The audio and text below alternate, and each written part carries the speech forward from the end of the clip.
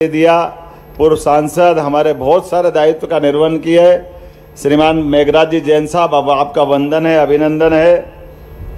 हमारे एक और वरिष्ठ प्रचारक माननीय माखन सिंह जी भाई साहब, आपका भी वंदन अभिनंदन। जरा ताली वाली बजाते रहो, मजा नहीं आ रहा। जरा अच्छे से मैं नाम बताऊं, आप अपना अभिनंदन करें। माननीय विक्रम वर्मा जी, नेता प्रतिपक्ष, मंत्री, भारत सरकार के मंत्री, बहुत सारे दायित्व का आप निर्वहन कर चुके हैं। माननीय सुरेश जी देशपांडे भाई साहब, आप भी समादरणीय, आप दोनों का अभिनंदन किया। मैं अपने आप को गौरवान्वित महसूस करता हूं। माननीय सूर्यकांत जी के लिए भी जोरदार अभिनंदन करें। माननीय सूर्यकांत जी, ऐसा हो रहा 3 दिन में 3 बार मुलाकात हो गई।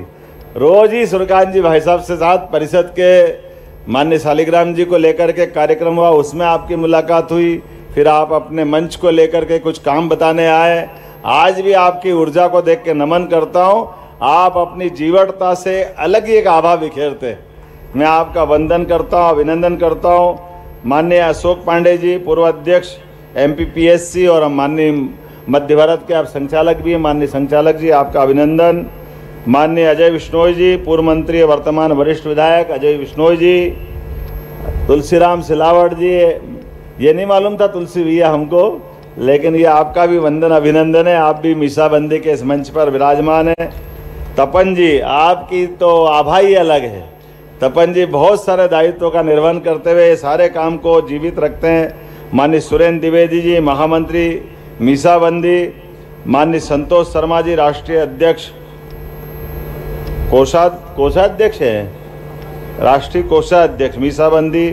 माननीय जगदीश जी भाई साहब, परिषद के समय से हमारे वरिष्ठ रहे।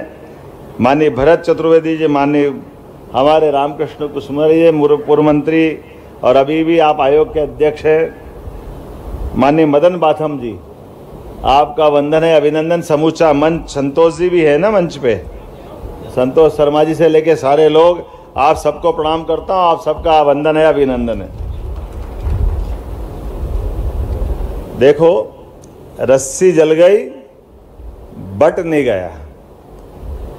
हम सब जानते कि पूरे तौर पे मेरे पूर्व वक्ताओं ने सारी बात कर दी और आपातकाल को लेके दुनिया जानती है। कांग्रेस की भूमिका, कांग्रेस के लोगों का व्यवहार, इंदिरा गांधी का उस समय का आचरण, और जैसे मैंने प्रारंभ में बात छेड़ी कि आज नरेंद्र मोदी जी की सरकार दुनिया में भारत को गौरवान्वित कर रही तीसरी बार, तो इसमें सबसे बड़ा योगदान किनका? इसमें आपका योगदान है सबसे बड़ा, जिन्होंने वो आपातकाल के काले काल के प्रश्नों को मिटा करके सच्चे अर्थों में लोकतंत्र को पुनर्स्थापित कर दिया।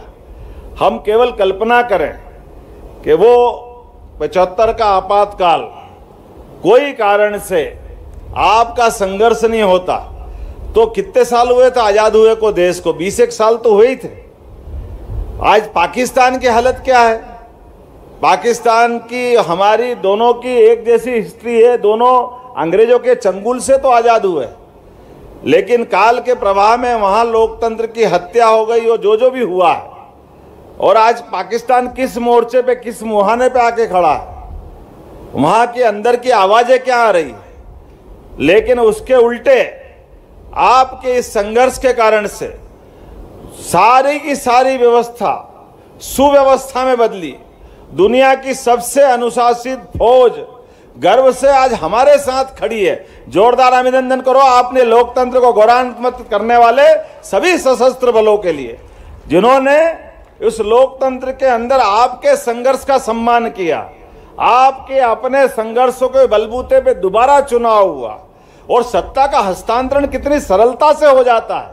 यह सत्ता का हस्तांतरण सरलता से करने में सबसे बड़ी ताकत अगर है तो ये हमारे उस समय लोकतंत्र के संघर्ष की है। दुनिया भी जानती है। अरे यही तो कारण है आज दुनिया का सबसे बड़ा लोकतंत्र अपनी अनुसूचित जाति की बहन को राष्ट्रपति जैसे पद पे देख करके गौरवान्वित होता है। ये सबसे बड़ा कारण है। तो ये हमारे उस संघर्ष के ऐसे कई उदाहरण भर पड़े। अभी अभी आपको जानकारी बता दूं, मैं जहां से आ रहा हूं वहां निर्वाचन चल रहा था और निर्वाचन में यही नाटक आप भी समझते हो, जो मैंने मुहावरा बोला वही वाला हिसाब है कि एनडीए के सामने एक घमंडिया गठबंधन बना और घमंडिया गठबंधन ने अपना नाटक कर कुरा के ये इनके प्रकारेण सारी ताकत लगा ली। और ये भी हमारा सौभाग्य है कि आज एनडीए की ताकत के भरोसे यशस्वी प्रधानमंत्री तीसरी बार प्रधानमंत्री बने, तो अब उनको रोज नाटक करना है। नाटक के प्रकार भी कैसे कैसे हैं। अभी बीच में से अच्छा भाषण में एक विषय आया कि अगर वो सीट जीत गए तो ईवीएम भूल गए, अगर ये हार जाते तो ईवीएम जवाबदार है। उनके खिलाफ कुछ भी बात हो जाए तो वो तुरंत बहाने ढूंढ के चलते हैं। हमारे अपने राजगढ़ के चुनाव में उनका हम 400 प्रत्याशी खड़े करेंगे। अब 400 तो मिले नहीं, तो अब फालतू की बात करते हो। लेकिन अब चुनाव आपने सबने जिस ढंग से 29 का 29 जिताया, मैं आपका स्वागत करता हूं, अभिनंदन करता हूं। ये आप सबकी देन है, आप सबकी पुण्य है। सरकार अपना काम करती है, लेकिन घर घर में घुस करके ये राष्ट्रवादी विचार को फैलाने का काम जो आप सबके माध्यम से हुआ है, ये उसकी भूमिका है। और सरकार के अंदर जैसा कहा गया है कि हम और आप काम कर रहे हैं, लेकिन मैं भी लोकसभा की बता रहा था, तो लोकसभा के अंदर निर्वाचन का मसला आया। अपना फॉर्म भी भरा, उनका भी भरा, हमारा उम्मीदवार डिक्लेयर हुआ, उनका उम्मीदवार भी डिक्लेयर हुआ। और आज आनंद आया, ओम बिरला जी ने जैसे निर्वाचितों के पहला भाषण दिया, उन्हें लोकतंत्र सेनानियों के उस समय के संघर्ष को याद किया कि ये उनकी देन है, ये उनका नमन है, उनका सम्मान है। और जैसा होता है, जैसे ही वो बोले कि वो सारे के सारे मैदान छोड़ के भागने लगे, क्योंकि उनको पसंद न तब था ना आज था। वो जो एक दुर्भाग्य के साथ होना तो ये चाहिए कि काल के प्रवाह में इतने प्रमाण मिल गए कि हाँ कांग्रेस ने गलती की थी। और कांग्रेस के इस समय के गठबंधन में भी वो सारे लोग भी मिले हैं जो उस समय आपातकाल में बंद थे।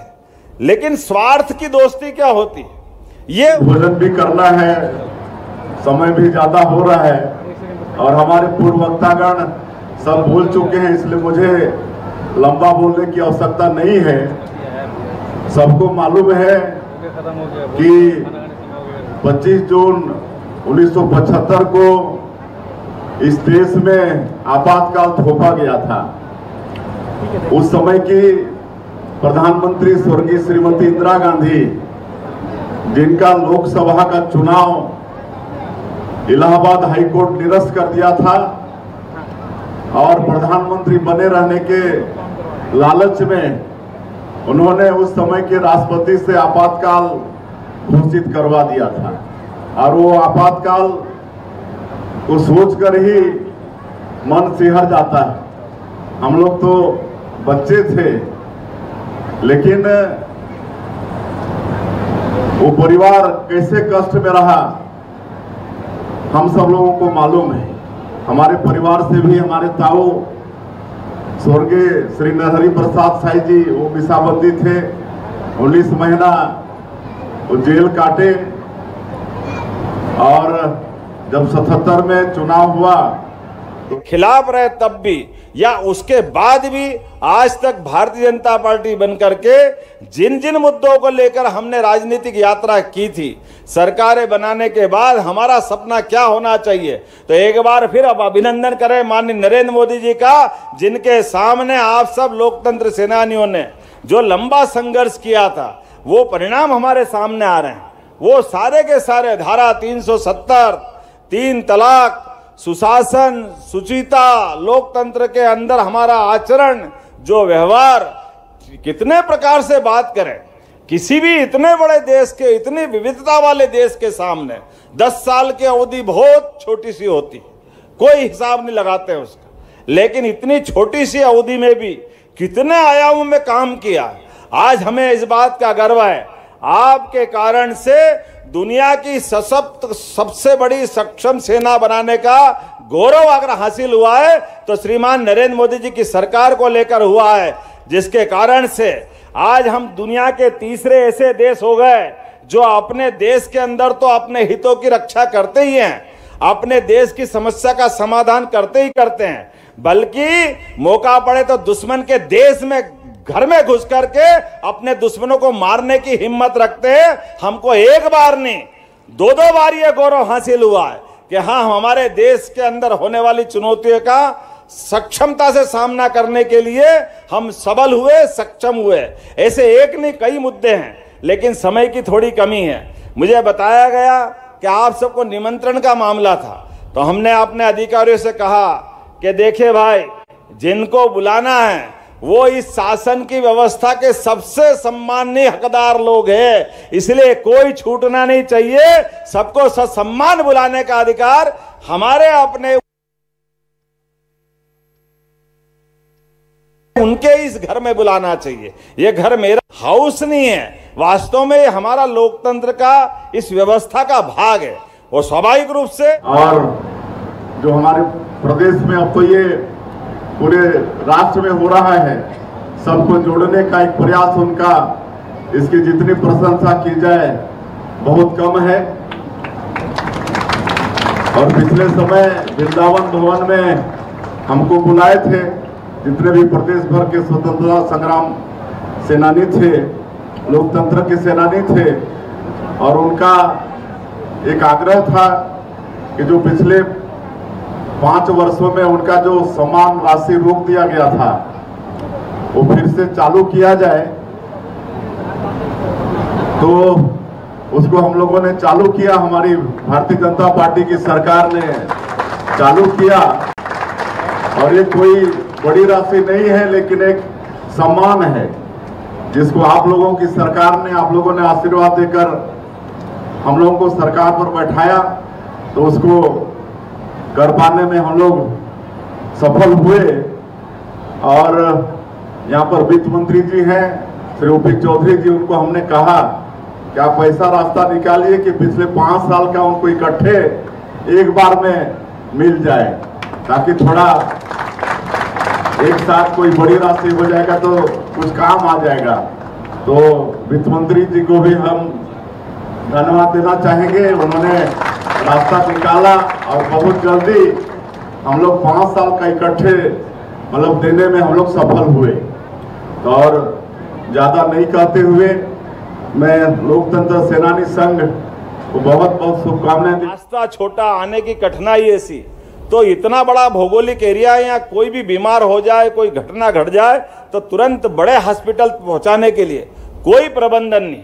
भगवान के भाग्य से, हमारे भाग्य से, भगवान की दया से वनांचल है, पहाड़ है, नदी पर्वत सब है, लेकिन इतनी दूरी को कैसे कवर करें? तो बीमारी की अवस्था में, आकस्मिक रूप से कठिनाई में हमने एयर एम्बुलेंस की व्यवस्था खड़ी करी है कि कोई भी कहीं बीमार हो तो आकस्मिक रूप से उसको उच्च जगह पर ला करके योग्य प्रकार से इलाज कराएं। अभी आपने लिखा नहीं है, मैं ये इलाज भी आपको कराने की घोषणा करता हूं। कोई भी हमारा स्वतंत्रता सेनानी के समान लोकतंत्र सेनानी भी कोई बीमार होकर कहीं भी किसी स्थान पर रहेगा और उसको तुरंत गंभीर चिकित्सा अवस्था के आधार पर अगर एयर एम्बुलेंस की जरूरत पड़ेगी, सरकार वो दे करके उसकी भी मदद करने का प्रयास करेगा। आपके प्राण जरूरी है, बीमार की इस अवस्था में ये साधन जरूरी, इसके कारण से हमने ये निर्णय किया है।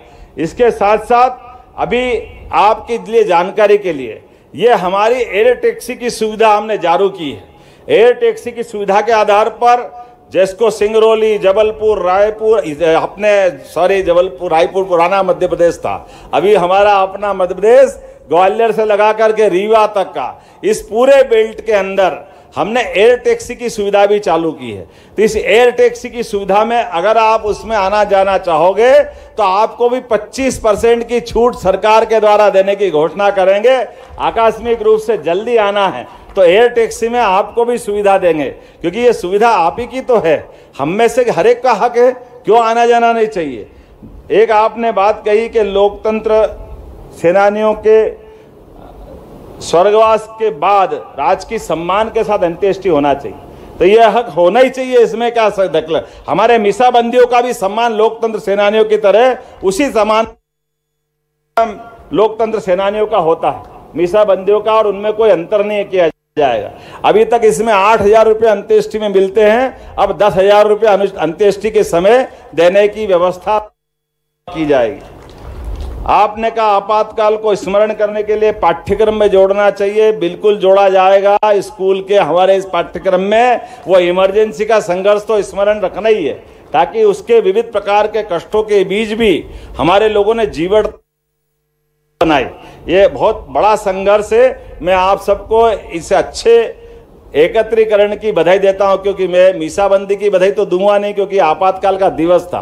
वो तो बहुत खराब दिन था, ये काला अध्याय था, लेकिन आप सब ने मिलकर के जो संघर्ष किया, मैं आपको बधाई देता हूं। इसके अलावा आपके अपने परिवार के अंदर भी बच्चे बड़े हो रहे हैं, नया व्यवसाय चाहिए, कोई काम धंधा चाहिए, तो हमने निश्चय किया है कि अलग अलग प्रकार से निवेश के सारे मामलों में जिनको अपने उद्योग धंधे लगाना है, कोई कामकाज करना है, जिनको लघु उद्योग, कुटीर उद्योग, हैवी इंडस्ट्री, जो भी काम करना, आप सूची बनाकर उनके बच्चों की भी देंगे तो उनकी प्रशिक्षण कराकर यथा योग्य जैसी व्यवस्था है, उनके रोजगार के प्रबंधन भी अपनी सरकार के द्वारा किए जाएंगे। क्योंकि हमारे अपने लोग अगर इस व्यवसाय से जुड़ते हैं, वो हमारे विचारधारा के साथ अगर राष्ट्र की धारा में आर्थिक रूप से भी समृद्ध होते हैं, तो गलत क्या है? जब हम सबके लिए सोचते हैं तो उनके लिए तो सबसे पहले सोचने की जरूरत है जो इसके हकदार है। तो मेरी अपनी ओर से एक बार फिर इस पूरे आयोजन के प्रति आपके प्रति शुभकामना है,